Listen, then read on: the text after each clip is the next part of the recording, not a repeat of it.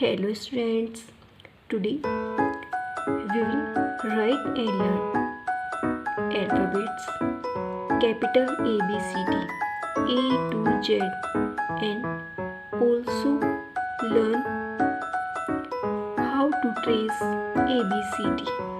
So let's start.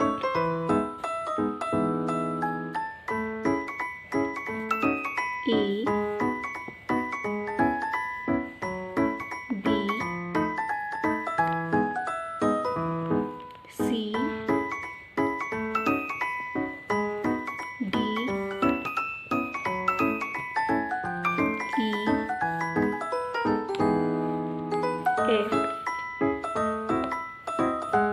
G, H,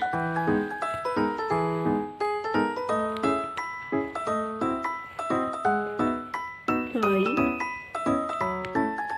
J, K, L, M, N, O, P,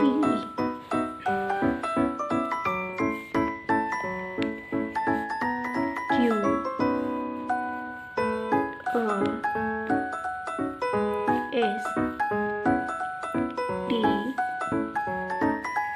U, V, W,